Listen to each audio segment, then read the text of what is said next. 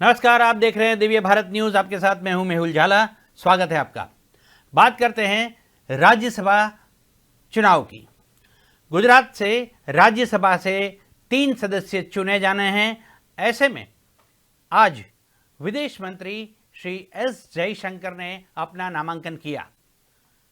रविवार रात तकरीबन 9 बजे के करीब विदेश मंत्री जयशंकर अहमदाबाद पहुंचे थे। चूंकि उनका नामांकन था, हम आपको बता दें कि राज्यसभा की 3 सीटें खाली हो रही है, जिसमें जुगल लोखंडवाला और दिनेश अनावड़िया की 4-4 साल की टर्म जो है वो खत्म हो गई है। उनके साथ साथ श्री एस जयशंकर का भी टर्म खत्म हो रहा है। पर भारतीय जनता पार्टी ने एस जयशंकर को रिपीट किया है बतौर विदेश मंत्री। एस जयशंकर गुजरात से राज्यसभा सांसद बनकर जाना उनका निश्चित है। पर भारतीय जनता पार्टी से 2 और नाम आने बाकी हैं। ये नाम कौन से होंगे ये अभी कोई खुलकर कह नहीं सकता। देखें श्री एस जयशंकर के नामांकन पर दिव्य भारत की खास रिपोर्ट। गुजरात से राज्यसभा सदस्यता के लिए एस जयशंकर ने नामांकन दाखिल करने के बाद संवाददाताओं से बात करते हुए कहा कि मैं फिर से बीजेपी का उम्मीदवार बना हूं। मैं प्रधानमंत्री मोदी, गुजरात की जनता का आभार प्रकट करता हूं। विदेश मंत्री रविवार 9 जुलाई को नामांकन फाइल करने के लिए गुजरात पहुंचे थे।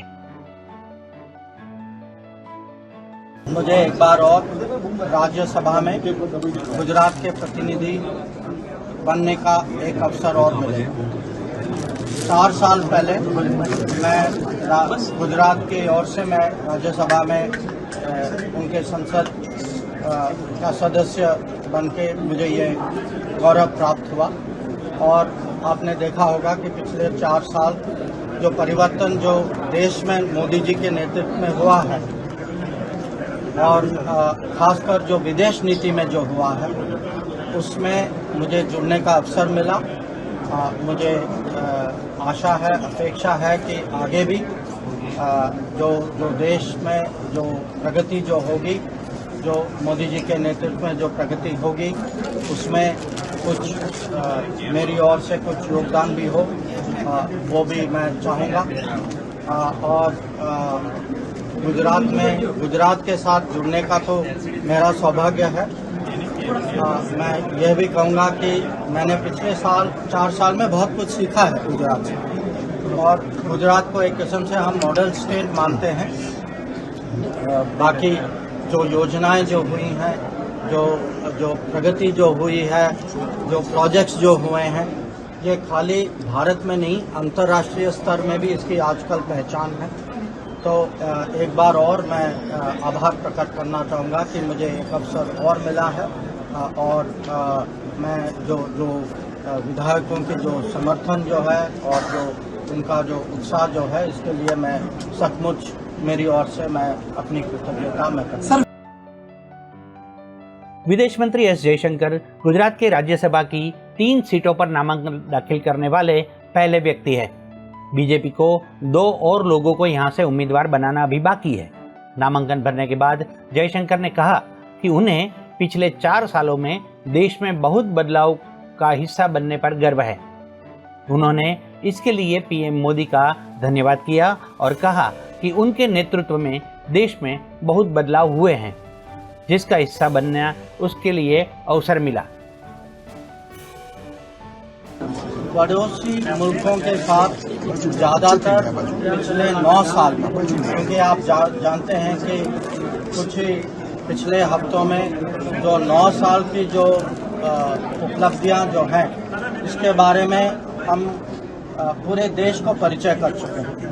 अब पड़ोस में ओवरऑल मैं कहूँगा कि बहुत ही प्रगति हुई है। अगर आप नेपाल की ओर देखें या भूटान या बांग्लादेश या श्रीलंका, हर जगह हमारा व्यापार बढ़ा है, कनेक्टिविटी बढ़ी है, हमारे रिश्ते अच्छे हुए हैं। सुरक्षा के परिप्रेक्ष्य से भी अगर आप देखें तो देश की सुरक्षा जो है वो बढ़ी है। पर यह भी है कि एक पड़ोसी देश है जहां आतंकवाद का पहले से चुनौती था, उस चुनौती को हम बड़ी दृढ़ता से उसका मुकाबला कर रहे हैं। और मुझे विश्वास है कि मोदी सरकार जो है देश को हर समय सुरक्षित रख पाएगी और जो ओवरऑल मैं कहूँगा कि पड़ोस में काफ़ी सुधार है। वहीं राज्यसभा के सांसद जुगल लोखंडवाला ने दिव्य भारत से बातचीत में कहा कि मुझे गर्व है कि मैं 4 सालों तक राज्यसभा का सदस्य रहा। अगस्त में मेरा कार्यकाल खत्म हो जा रहा है। मेरा 4 साल का कार्यकाल था और वो 18 अगस्त को खत्म होता है।